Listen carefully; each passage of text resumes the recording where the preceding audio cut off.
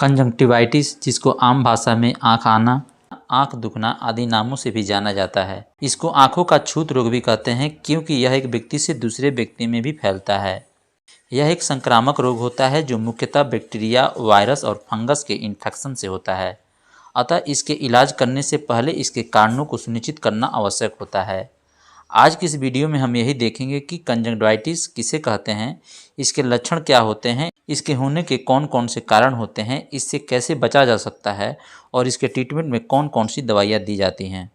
Conjunctivitis के में नेत्र श्लेष्मा कला यानी कि आँख का सफ़ेद भाग और पलकों की भीतरी सतह को ढकने वाली पतली पारदर्शी झिल्ली लाल हो जाती है और पलकें सूज जाती हैं।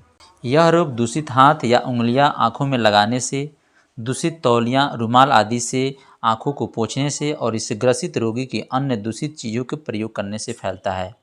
मक्खियाँ भी एक दूसरे तक रोग फैलाने में सहायक होते हैं। यह रोग धूल, धुआं, गंदे पानी में नहाने से भी होता है।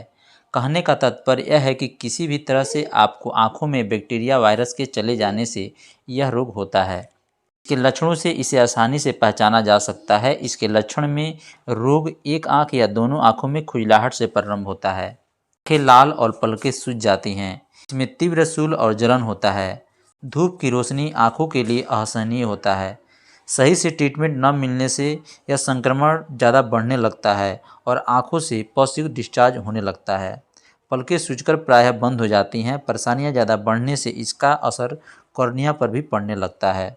बचने के लिए साफ रहना एवं सफाई के प्रति सावधानियाँ होना जरूरी है। रुमाल, तौलिया आदि को नियमित रूप से साफ करना चाहिए और दूसरों का प्रयोग में नहीं लाना चाहिए। घर के सभी के लिए एक सुरमा सलाई का उपयोग नहीं करना चाहिए। भीड़ भाड़ इलाकों से बचना चाहिए। आँखों को नित्य ठंडे पानी से धोना चाहिए। बिना हाथ धोए अपने आँखों को नहीं छूना चाहिए। इसके ट्रीटमेंट इसके होने के कारणों के अनुसार करना आवश्यक होता है। यह रोग आपका वायरस, बैक्टीरिया और फंगस की वजह से होता है, इसीलिए इन्हीं के कारणों के अनुसार से इसका ट्रीटमेंट करना आवश्यक होता है। बैक्टीरियल इन्फेक्शन में एंटीबायोटिक दवा देने से यह रोग जल्दी ही ठीक हो जाता है, लेकिन वायरस इन्फेक्शन होने से थोड़ा इसको ठीक होने में टाइम लगता है। लेकिन इसमें भी एंटीबायोटिक आई ड्रॉप देते हैं, क्योंकि एंटीबायोटिक देने से सेकेंडरी इन्फेक्शन फैलने का चांस कम रहता है। इसके लिए बहुत सारी एंटीबायोटिक दवाइयाँ जैसे कि आपका नियोस्प्रिन आई ड्रॉप, सिप्रोफ्लॉक्सासिन आई ड्रॉप, नॉरफ्लॉक्सासिन, मॉक्सिफ्लॉक्सासिन इत्यादि आई ड्रॉप हैं। इसके साथ में एंटीहिस्टामिन ड्रग ओरली लेना चाहिए। धूप में जाने से बचना चाहिए। आँखों को दिन में 3 बार कम से कम गर्म नॉर्मल सलाइन से साफ करना चाहिए, या फिर गर्म पानी में बोरिक एसिड पाउडर को डालकर दिन भर में 3 बार वॉश करना चाहिए।